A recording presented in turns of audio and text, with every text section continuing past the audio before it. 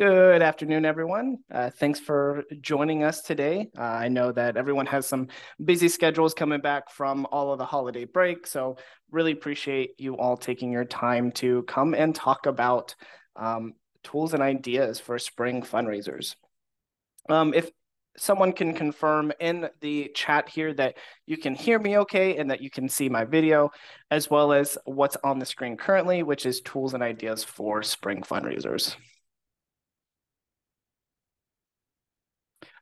Awesome. Thank you, everybody. I really appreciate it. Hope everyone is doing well after the holiday break. It's been a little awkward here in Florida. It was cold yesterday, and cold to us Floridians is about 40 to 50 degrees. So it was cold yesterday, and today we're back in the 80s. So you got to love Florida. It always loves to keep us on our toes and make sure that we never are fully happy with what we are with where we are. We know that we get a lot of heat. So let's see. So I think we have a couple of more people still joining, but I'm going to go ahead and get started. We are recording today's session, so anyone that is joining in a little bit late will still be able to see everything that we talk about today. So good afternoon, everyone. Welcome to the first Qgiv webinar of the year. Today, what we're going to be talking about are tools and ideas for your spring fundraisers. So a few housekeeping notes before we begin today's session. We are recording the session, and I will send you a copy of the recording as well as a copy of the slides after we complete today's session. I would be on the lookout for an email from myself in the afternoon tomorrow. If you have any questions, please feel free to ask. I have Brittany Bedford joining us today. She'll be able to handle any questions that you have throughout the conversation today that we have about the spring fundraisers and events.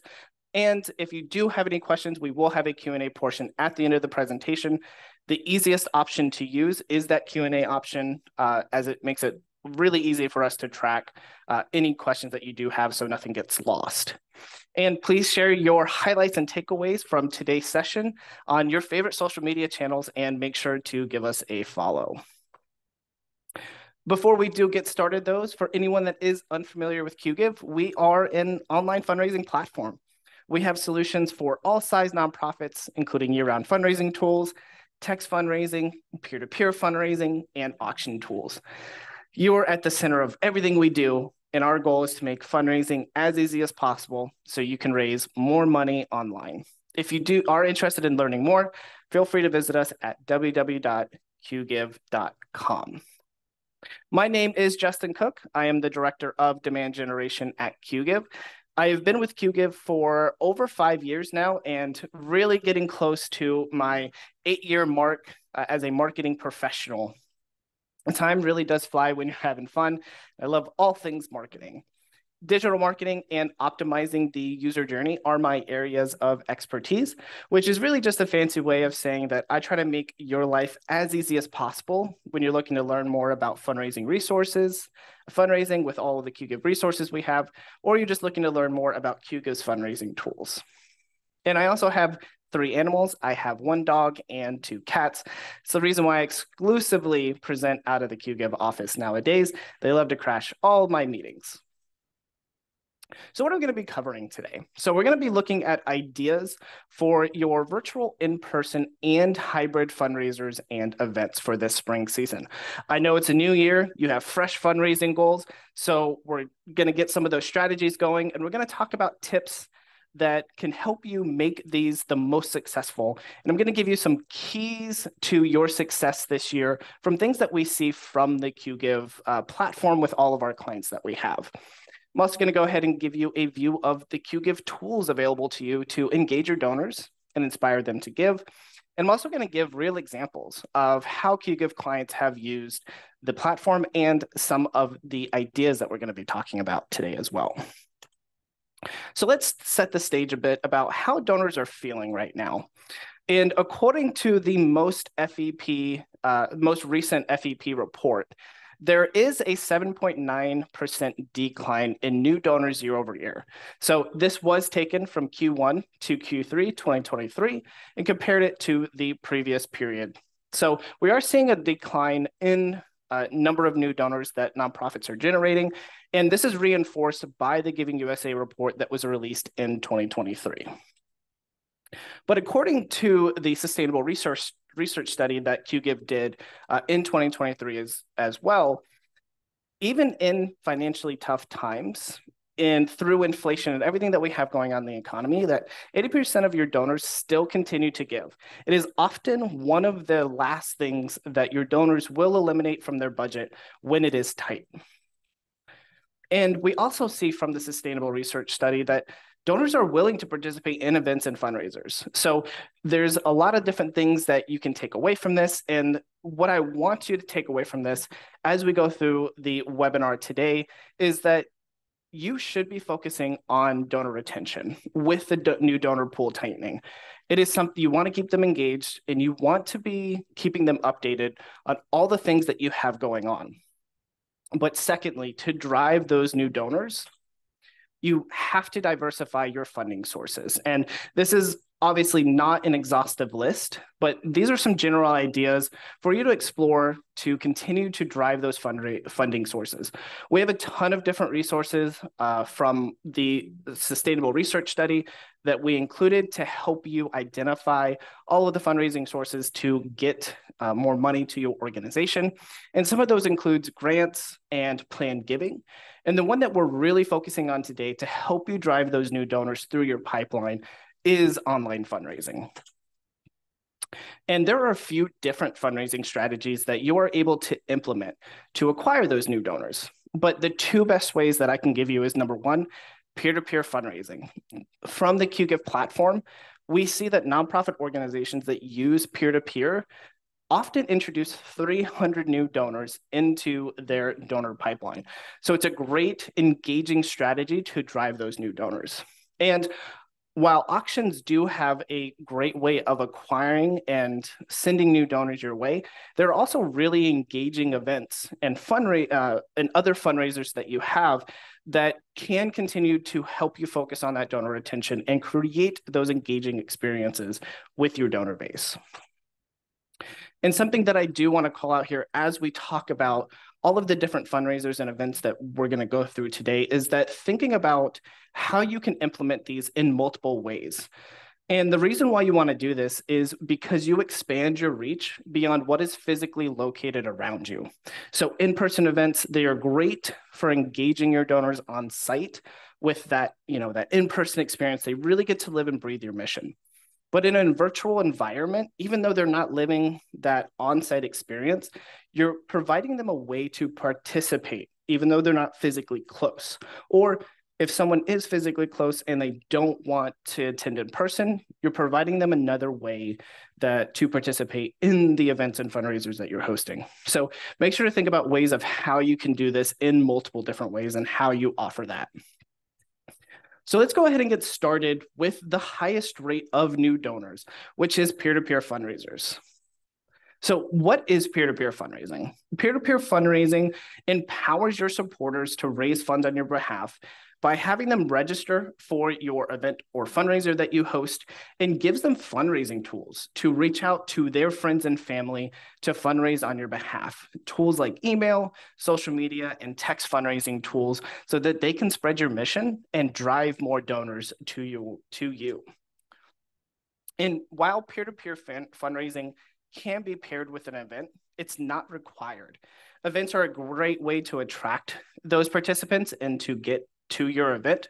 But if you wanted to host this entirely virtual, it is completely possible, and is actually a couple of ways that I'm going to recommend later is a great way to continue to drive new donors, even though you don't have that big event component.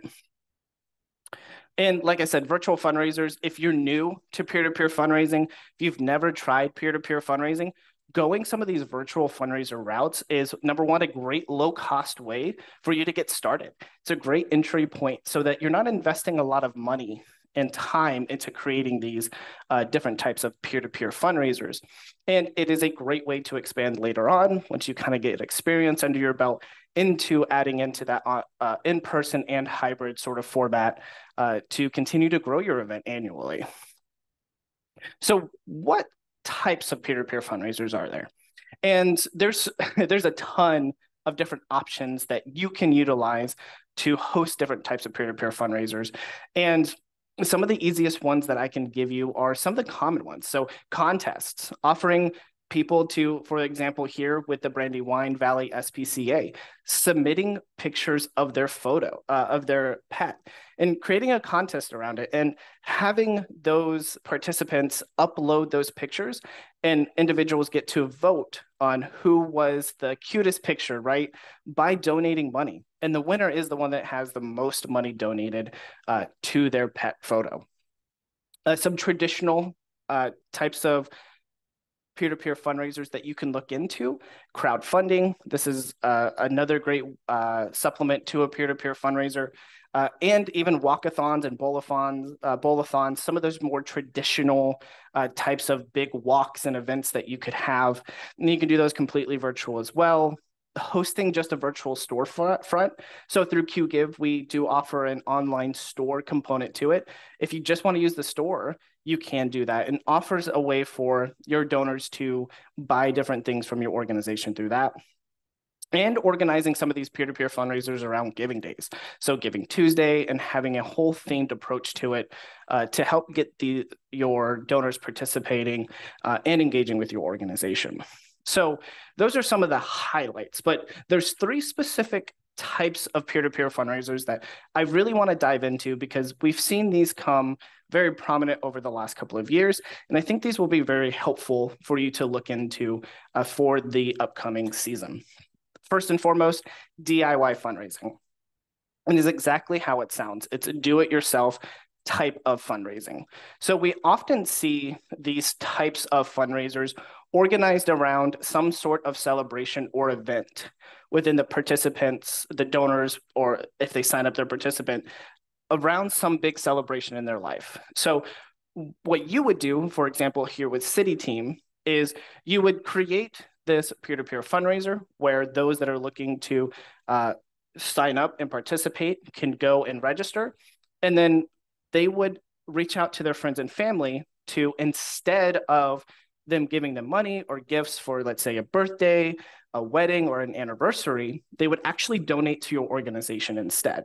And this is a great way to host a peer-to-peer fundraiser year-round, because there's always going to be a celebration. There's always going to be some type of campaign or fundraiser that you're going to be looking to host throughout the year. And you can use DIY fundraising to help spread and amplify your message throughout the year.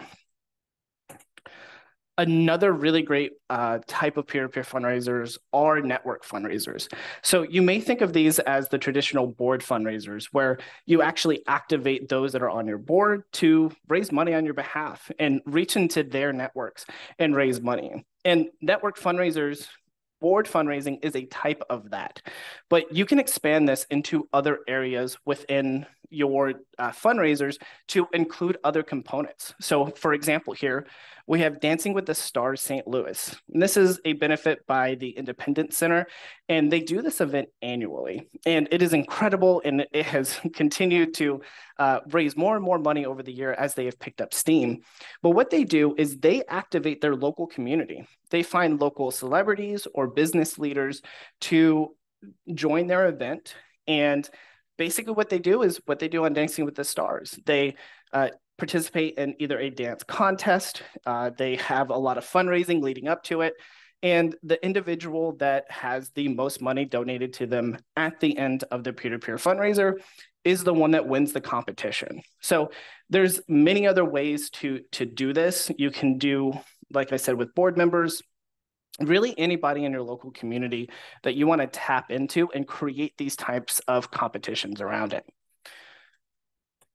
The other one that I want to point out, and I was talking a bit about competitions here, but you can also do challenges that aren't necessarily tied to like the St. Louis Dancing with the Stars. So challenges like the one that we have here by Save One Life, where they created an at-home Everest challenge. So this is one type of fundraiser that was adopted from the Ice Bucket Challenge, right?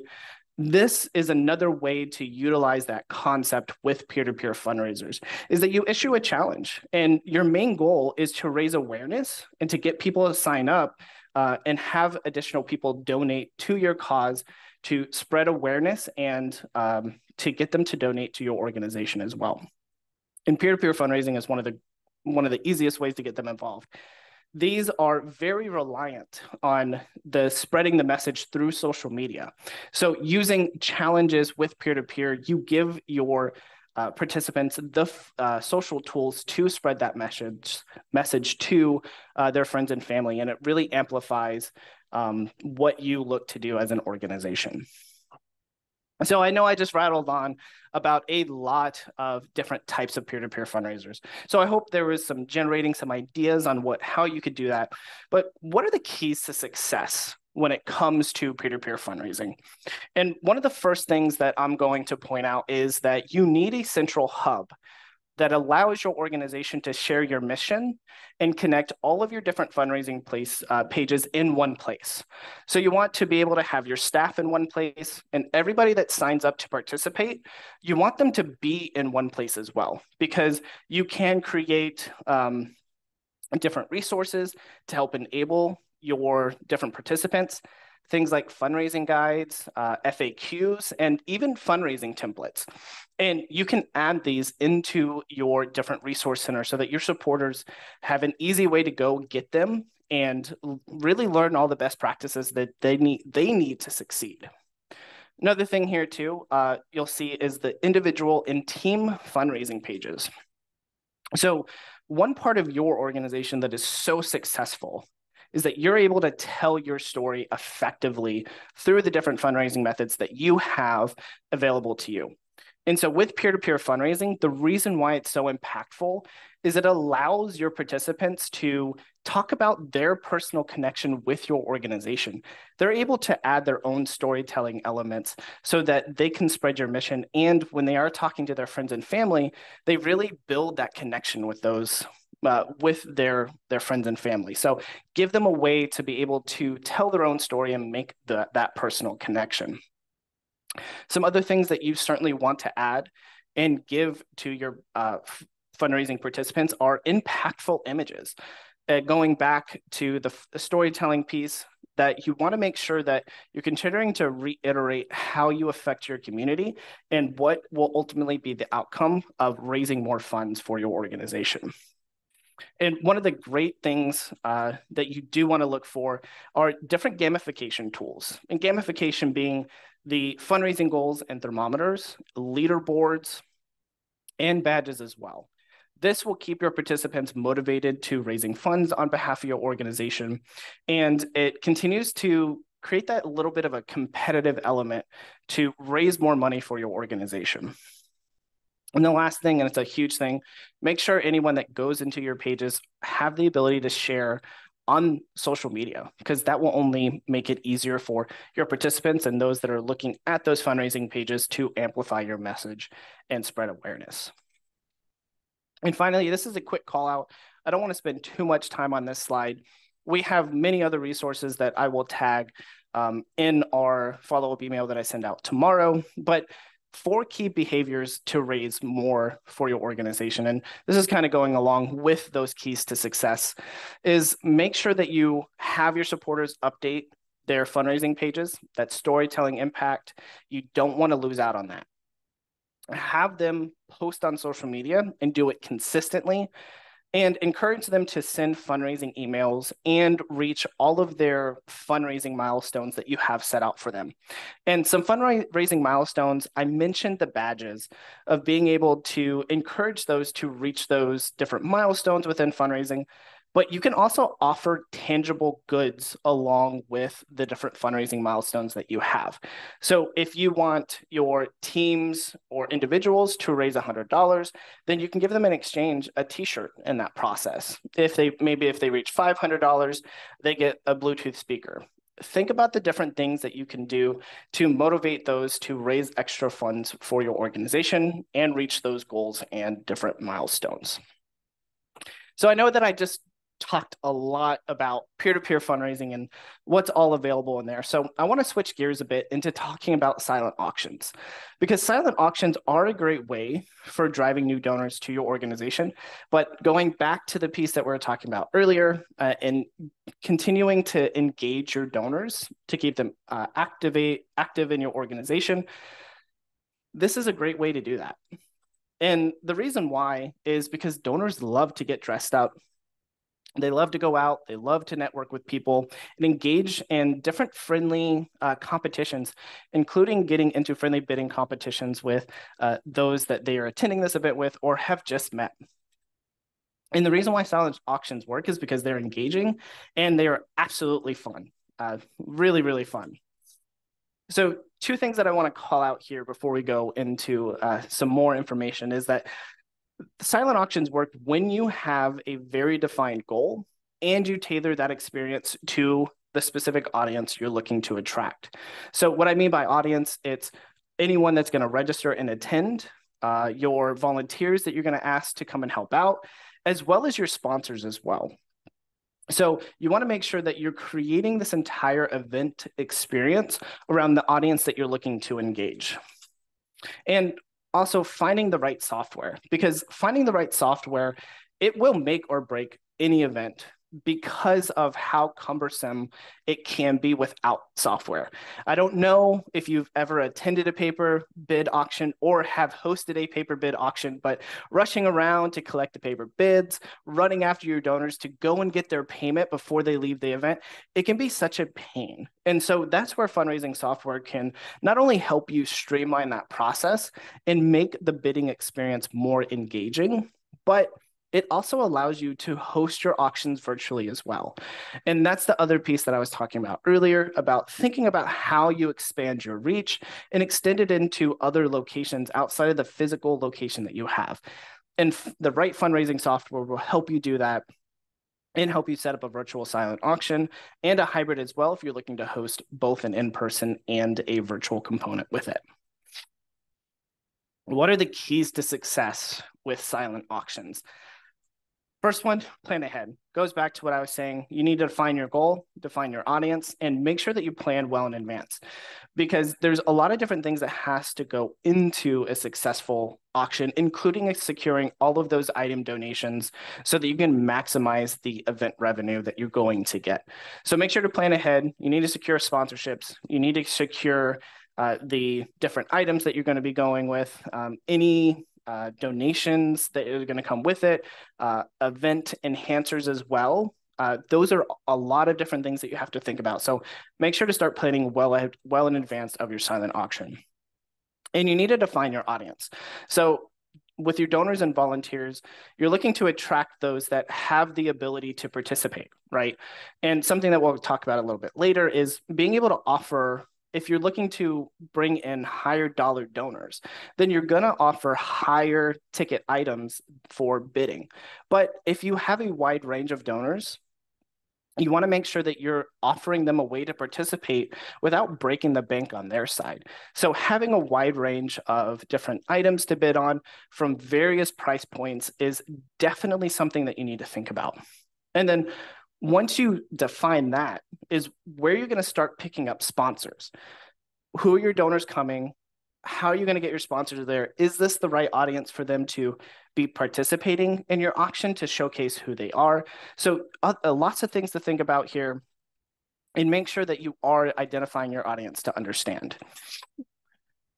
Going along with the different types of items that you have at different price points, what you want to do when you have some of these big ticket items, a trip to Greece or Paris, right? These really big or unique types of items that you secure for the bidding participation, you want to highlight them. And it's not just about highlighting them on your auction page. It's about including them on your social media channels. It's about sending out emails that include that as a highlighted item. In that, you want to spread the awareness of those different big ticket items so you can encourage that type of bidding participation and maximize the value that you're going to get from the auction component that you have. And going along this trend, using bidding software, Paper bids, they can be engaging, but bidding software, what it does is it puts the power of these types of auctions in the palm of your participants' hands. When they're attending the event, they'll be talking, they'll be chatting.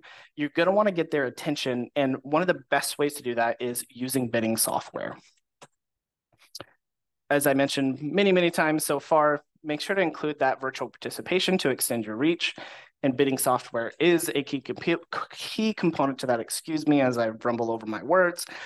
And also think about different types of engaging activities on site at your event and virtually. Is how can you add different types of games of chance to your auction component to continue to get money flowing into the event, as well as any fund and need items that you have to secure additional revenue from your auction. And maybe not last, but it's certainly not the least. It's one of the most important ones is communication, being able to spread the word about your auction, posting on social media, sending out different emails, talking to your donors that you really want to attend, your major donors that you want to attend. Make sure that you're communicating effectively about everything that is offered at your auction. I wanted to highlight a bit more about the bidder engagement because of how important the bidder engagement is to the silent auction that you'll host. And one of the best ways that we have found here at Qgiv through our Qgiv app in providing an engaging and competitive bidding experience is through a bidding app itself. As you can see here, there's a lot of great visuals that you see here calling out what the item is, what the highest bid is. They can check out the different activity, and it makes it really easy to swipe to bid as well. Another component to this that is really important is that when someone is outbid, they are automatically notified through various ways of notifications through the specific app that's there. They have an in-app message that they'll get, a text message, an email. They'll get all of these that they are opted into that they've been outbid, and encourage them to go back and to bid on that item to compete for the top spot and to win it. However, if you do have technology adverse bidders or they simply don't want to download another app, web bidding is a great alternative to the bidding app. So it'll be, you want to look for different types of software that has the ability to do a mobile first view, as well as those that are virtually participating at home. They have the ability to just pull it up on their laptop or whatever their desktop device is so that they can easily participate in your auction event. And finally, if you really have those that don't want to participate either way, then find a software like Qgiv that has a mobile virtual terminal in which you can actually bid on behalf of those attendees. And something that we like to talk about here is this is a great way to offer a VIP experience. You can get a volunteer to download the mobile virtual terminal app, and they can just follow around some of your major donors and participate on their behalf, so that they don't have to continue to manage all of the little aspects that go into bidding itself. Additionally, looking for a way to streamline check-in and check-out for your auction. As we know, with events that are on site, getting everyone checked in, sit down, kind of get everyone calmed down can be a hassle. And for the auction component specifically, getting everyone checked out, making sure that they have all of their auction items that they need and that they can show you very easily that, hey, I've paid for it, I'm good to go, I can leave. And with Qgiv's management app, the mobile virtual terminal that I was talking about, it's accessible through an app and through a web-based version that we have that you can access through any laptop device.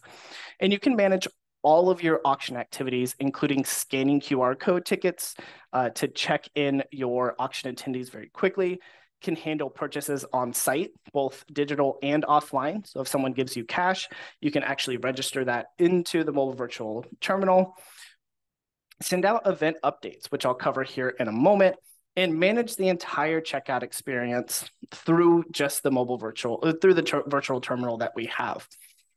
And one thing to note, which is amazing for event reconciliation, is that everything is through one platform.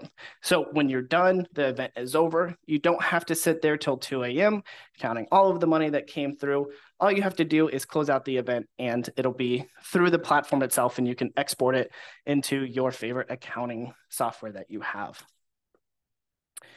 The other thing that I did want to mention very quickly as well, I was talking about communication, and event notifications are huge. And being able to notify your attendees and bidders about important updates throughout your event before, during, and after is very important. And one thing that we offer here at Qgiv are notifications through both email, text, and an app push notifications that we have through the Qgiv app that I was mentioning earlier. And you can even create custom notifications for important event updates like bid start and end times, upcoming entertainment, auction item promotions, anything that you're looking to push out to your attendees. As long as they've opted in to receive those notifications, you can create those custom notifications. And the largest thing that I think is one of the key highlights here is that you can schedule those out ahead of time. We know that as soon as you get on site, you're going to have a million different things that you have to do. And being able to schedule out those different critical notification pieces throughout the event, you can do that all through the Qgiv platform. So what are some great examples of auction events that have been hosted through the Qgiv platform? So the first one here is ADPA of Massachusetts. They hosted a Magic of Hope Gala and auction event in 2023. And they used a paddle raise, which very common way to raise money. And it's a great way to bring a live auction to your event. Something that's big to highlight here, and it reinforces what I was talking about earlier. They had a range of items that they offered, everywhere from $60 up to $5,000 auction items. So a huge range there, really great to get additional engagement throughout the event. One big thing that they did as well is they offered actionable steps for how to bid on their homepage, and they even created an FAQ page for anyone that was wondering how they can get signed into the app or the web-based bidding so they can get engaged and start bidding. And one of the biggest things is that they opened their auction items a day before the actual event itself. This is a really great point, is that what you can do is get more engagement and get supporters start bidding from the comfort of their home. And it's a huge thing that you can offer with with auction software. And another one that I really want to highlight, because this was a very great example from the pandemic when we had to make a quick shift from those in-person to virtual, is Big Brothers, Big Sisters, excuse me, of Southern Minnesota. So this was a very engaging auction event that they hosted. And they just simply live stream it on Facebook. So it was a very quick and easy way to sort of get that up and get people engaged. They communicated very effectively through the various channels that I talked about earlier on how to get signed up and start bidding on the auction items that she was showcasing on the live stream. And overall, she just created a very engaging experience throughout the live stream to get all of the attendees to really engage and start bidding on all the different items. The last one, I swear, as we've been talking for a while now, is talking about standard events. So what do I mean about a standard event? And essentially, it's anything that doesn't have these peer-to-peer fundraising or auction components. So simply what you're looking to do is set up a registration page so that those that are looking to attend your event can just get signed up. And then you offer that you have tickets and they can show up to the event on site, just get quickly checked in and actually participate. These are very great entry-level events and they scale very well. So you don't need the peer-to-peer fundraising and the auction components. You can just create whatever event you think will be engaging to your audience and get them registered and signed up to attend your event. And these are very easy to offer in person, virtual, and in the virtual format as well, because there's so many different types of standard events that you can host. It's really limited to just your imagination on what is possible. a few of the event types that we've seen, because we've seen a lot of different event types utilized through our standard event system: concerts, movie showings, bake sales, telethon style fundraisers, um, simple activities like dance-a-thons, and even classes or different types of experience that you could host, like cooking, right? So there's a lot of different ways that you could utilize these different types of events to really get new donors to engage with your organization and keep those that are interested in retaining them. So a few that I really want to highlight, because these were really well done. The first one is Glow on the Green golf tournament. So lots of golf tournaments are hosted on the Qgiv platform. This one was hosted by a Big Brothers Big Sisters of Greater Birmingham. We've also seen a different organization host pickleball, if you've ever heard of it. So these types of activities are engaging. It gets those in your community to quickly register and get onto whatever fundraiser that you're looking to host. And one of the great things about golf tournaments is that you can easily turn them into a gala-style event as well after you host your tournament as well. So great way to pair that with an auction event. We've also seen a lot of food drives that utilize the Qgiv platform. And one of my really favorite ones that I want to call out here is these virtual shout outs that Snyder Hockey did. So they used our event registration system, our standard event system. And basically what they did is they teamed up with the Philadelphia Flyers to create personalized shout outs, so video shout outs to those that wanted to get one from the Philadelphia Flyers. So it was in exchange for a fundraiser that they were hosting, and all they had to do was register through the system, and then they would send it over to the Philadelphia Flyers to create that personalized video for whoever was donating to the organization. And one of the things that they did through the standard event system is they offered a limited number of videos per person. So you could only buy so many, and the different types of supporters here that you see that actually created those videos, they also had a limited number of shout outs that they could offer in place. So really creative idea and something to think about if how you can team up with other local celebrities or teams or any other organizations in your community. So what are the keys to success for standard events? So first one is obviously offering an engaging activity, whether it's in person, virtual, or in that hybrid format. You want something that is engaging to get your donors registered and participating. You want to make it as easy as possible to register for your event and have one landing page where they can learn everything they need to about what you're hosting. Showcase what attendees can expect at your event with images and videos. So adding anything that is impactful, from if this is an annual event or fundraiser, showing past examples of how you've done this and what your attendees can expect. And if you do have a video of that fundraiser or event, great place to showcase on your registration landing page. Make sure to make the check-in process as easy as possible. With Qgiv, we do offer QR code ticketing. So when someone registers, they'll automatically get their ticket through email with their QR code. All they have to do is walk up to your check-in station and you scan the code and they're in. So makes it very simple, very easy. You definitely want to look into a different software, any software that makes that as easy as possible. And make sure that your software that you do use has a way to encourage donations throughout your event, and utilize any tools that are available to make that donation process simple. And through your platform that you utilize, incentivize sales with promo codes and any other types of discounts for those that are looking to sign up so that you can raise more money. So I've talked a lot about events and fundraisers, and I want to give you a brief overview of what we do offer here at Qgiv, because we've talked a lot about the tools and features that we have available.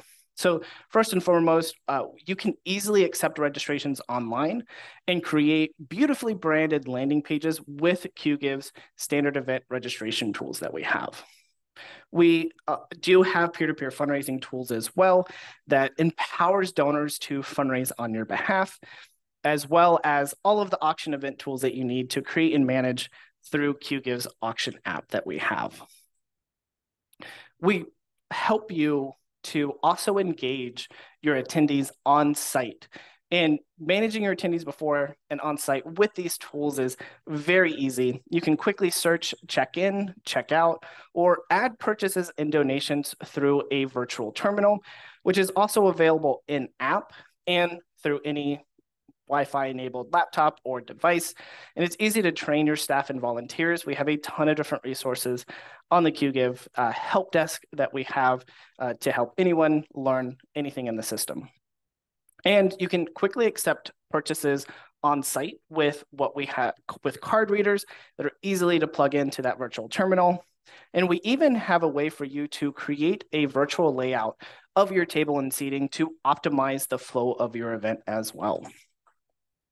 Some other pieces on site to highlight your event progress, customizable fundraising thermometers to show that progress and help push you over the edge to reach your goals.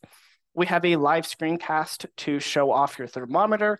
We highlight donation activity too to get more donors engaged and see that social proof, and much more as well. And you can use our text fundraising platform to accept pledges and send event updates throughout your event.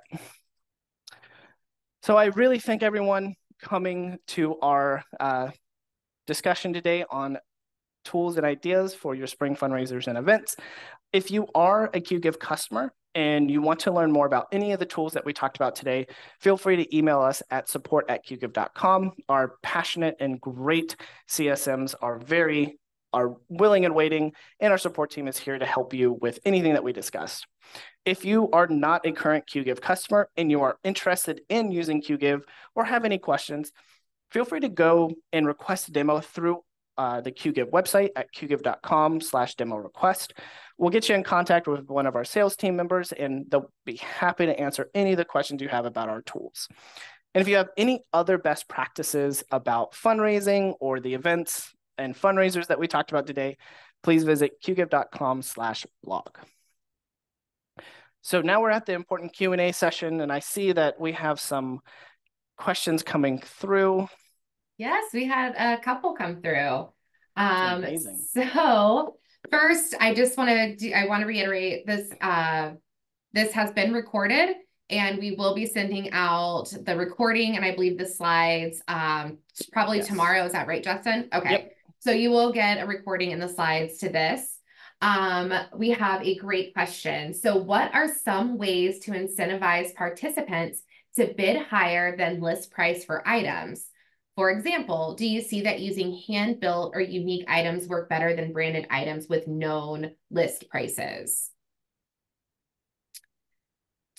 Do you want to who's going to start first? You can start. Okay. I'm thinking of some ways here. Yeah, absolutely. So incentivizing participants, I think that there's a couple of ways that you can do this. I really do think that motivating your bidders ahead of the event by being a little bit strategic with how you advertise auction items in advance can really do wonders when you are incentivizing people to continue to bid, more than the list price. I also think that two things here: unique items that people feel are one of a kind, that kind of draw on the heartstring, like, oh, it's going to be something that only I can have or something a select few can have. We see a lot of engagement around that. And then think about like unique, when you're thinking about items, unique things, like, is there anything in your community? Like in Lakeland, we have a very well-known sheriff. And if our community had the ability to bid and win a lunch with our local sheriff, that would go, like, people would go crazy for that. Is there any services or local celebrities that you can really work with to kind of offer something similar to that? We see that people go nuts for that kind of thing. Absolutely. And then, of course, trips and experiences, that kind of thing, we do see. Branded items, purses, jewelry, of course, that stuff gets some traction too. Another thing I would think of is look at your demographic, who's attending, where are they coming from, what are their ages, and kind of thinking, putting some thought into some items that will really speak to those people as well. Absolutely. And I think reiterating on what Brittany mentioned as well is, and what I was talking about throughout the auction section is being able to highlight those items as well as soon as you secure sort of those really unique item pieces that you have. And even opening up the auction earlier, where you can, when someone sees interest within that unique item, you can get them to start bidding immediately. And I think when you look through different types of bidding software that are available, they do have a lot of different competitive bidding options to make it more engaging and to encourage them really to go over. If they see a unique item, they really want it, and they're competing with 4 other people, getting those constant outbid, like, oh my gosh, like I got to keep bidding, I got to keep bidding, that will keep driving up and eventually push you over that known list price. Awesome. So our next question, what are some profitable ways to increase revenue at standard events? Definitely games of chance are really good. You see those at a lot of auctions, and think of different types of ways to make it unique too. So we often obviously see different types of raffles available with raffle tickets, or give a donation to get a raffle prize, whatever that is when we do a drawing. But think of other unique ways in which you can sort of encourage those different types of revenue enhancers, as I was mentioning. Are there any games that you can get them to play where they donate and maybe they get a couple of different lives when they're playing? Anything that you can do to encourage them, those are really great ways. And I think also you can look into what we talked about on the auction side through fund and need items. Are there any types of programs that you have that you can showcase at a standard event without sort of that fund and need component to encourage those to learn about the impact that you have and donate to your organization? Brittany, did you have anything to add? I was going to talk about the fund and need, but you hit that. There's different ways that you can do fund and need without the auction component. And I think really engaging with your audience on what your organization does and what makes you, so impactful in your community, tugging on those heartstrings, that's a great way to get donations right there on the spot, is having an emotional call to action. And of course, the games. I go to events for games, so. Mm-hmm. So it looks like the next one we have is we have an older crowd attend our in-person auction. Do you think using mobile bidding, especially the Qgiv app, would be successful for our event? Brittany, I know that you deal with lots of auctions. Yes. So. Actually, in the chat, I saw someone else answered this, saying that they had an older demographic as well. And the first couple of years was a little rough, but they had volunteers with iPads available to do bidding for them. And now they seem to like online bidding.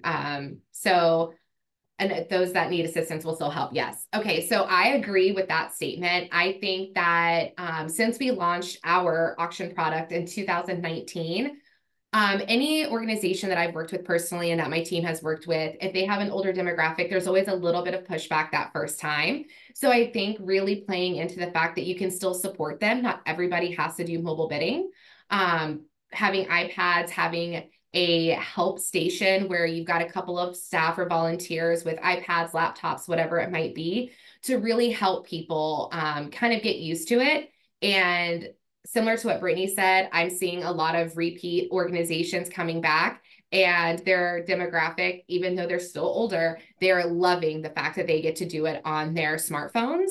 The fact that they can be text or, get a text when they're outbid or a notification in the app, whatever it might be. I think there's always going to be a handful of people who prefer the pen and paper. But as I think that this industry is growing, it's going to be more mobile based. So I hope that helps. And we do have, I don't know if you're looking at the Qgiv platform, but we also do offer the paper pen support as well. So if you needed to do a hybrid, that's also an option. And I'd like to reiterate too on that point. And what I was talking about earlier is that through that virtual terminal, specifically if you want to use it through the app, and it looks like someone used different iPads as well, that's a great VIP experience too. So once you sort of get over that hurdle, if you have any major donors that are coming as well, that we have seen that in the past where it's just people are very hesitant to use the app. So that is a fantastic way to sort of upgrade that experience as well for those that you want to have more of a hands-on experience with.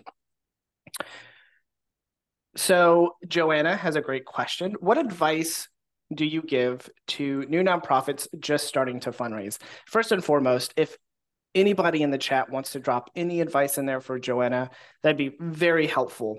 But Brittany, I know that you deal with tons of the Qgiv clients and lots of them are just starting out. So what type of advice do you have for new nonprofits looking to get started to fundraise? Sure. So there are several ways that you can fundraise, right?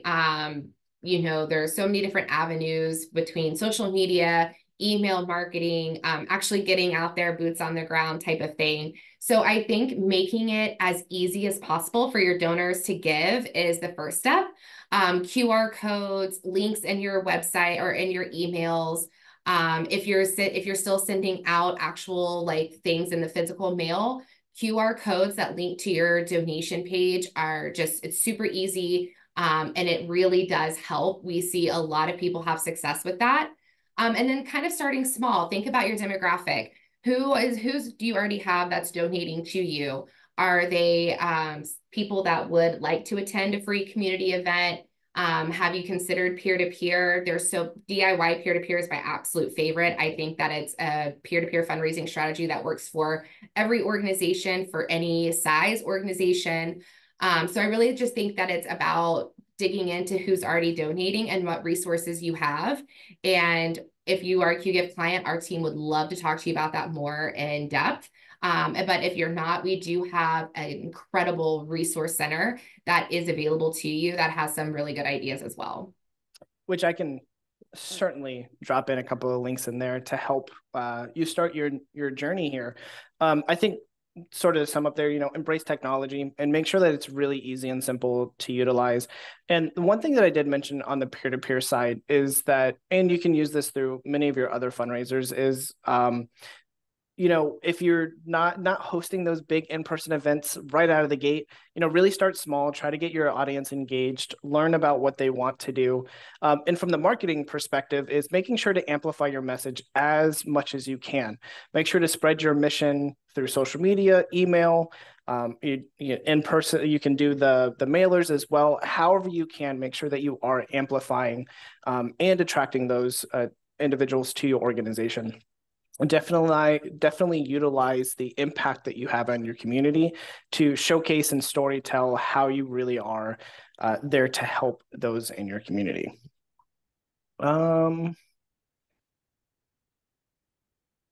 So we also have another one here. Our organization has an older demographic.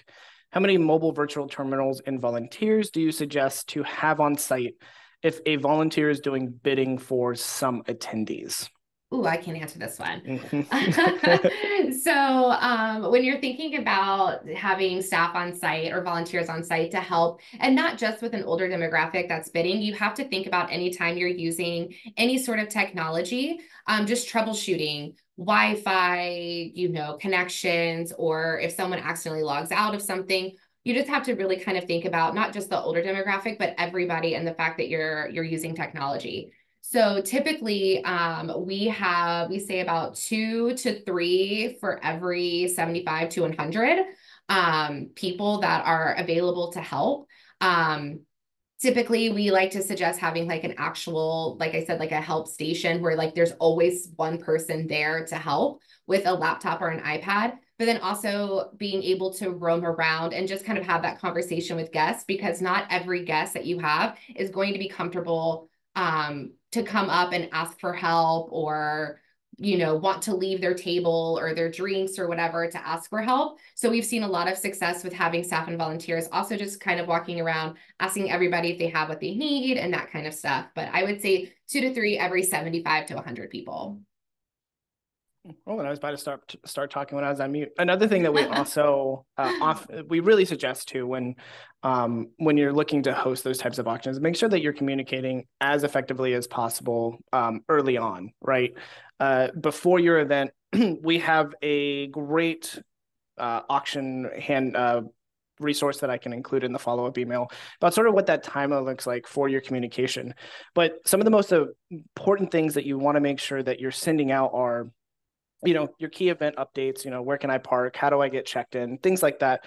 But specifically for the bidding component, is how they can participate and make sure that you're effectively communicating that so that those that do want to participate beforehand, you get them signed up and you can kind of minimize a lot of those issues that could pop up at the event. So you're not getting hit, left and right with everybody with different types of questions because they can't get logged in. So certainly like those FAQ pages, getting that effectively communicated out, and making sure that people see that so that they can get signed up beforehand and make it easier. I'll say we've seen a lot of clients have success by incentivizing people to get checked in ahead of the event. Whether that's incentivizing people with what we call express check-in, where they don't have to wait in line, an extra raffle ticket, an extra drink ticket. I mean, we've seen people get super, super creative on how to incentivize people ahead of time. And then, of course, repeat echoing Justin, communication is key, regardless of what type of event that you are hosting, making sure that people know when, where to be, parking, that kind of stuff, just really equipping your people for success, and making it as easy as possible ahead of the event. Absolutely.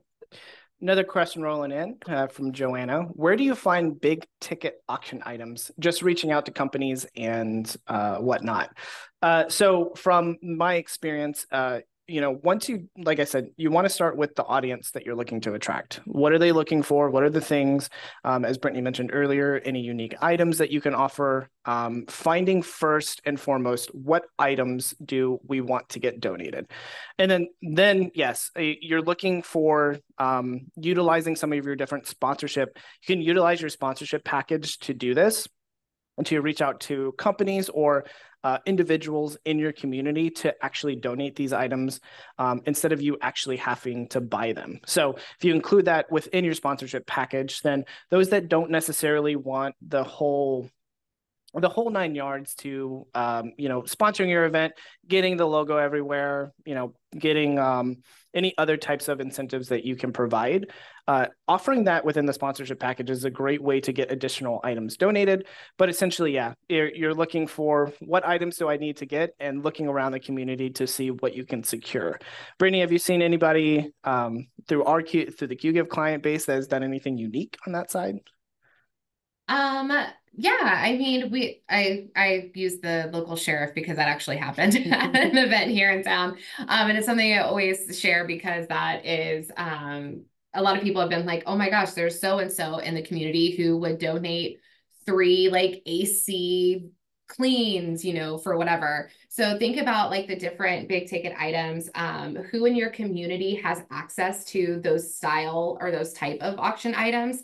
And is that a type of sponsorship where maybe they're not actually getting, like Justin mentioned, like maybe not their logo and all of that or whatever. Maybe it's just truly a sponsorship relationship where they're sponsoring items and they get, whatever service they provide highlighted at your event. We also have, I'm thinking of another one, a client that does a purse party. So they have normal auction items that you would see at any other type of auction, but they have this whole little area where it's a purse party, and they actually partner with their local, I think, Macy's, and Macy's has it where they donate at least 5 purses every year, and they do it like a drop raffle style. So are there any big names in your community like Macy's that would be willing to do something special like that for your auction? Absolutely. Ooh, we are running up on time here. So I really appreciate, like I said at the beginning of the presentation today, I know that we're just getting back and we're starting to get back into the rhythm. So I really appreciate everyone hopping on and spending your very valuable time with us today. I hope you all learned or have sparked some ideas into your spring fundraisers and events that you're going to be hosting.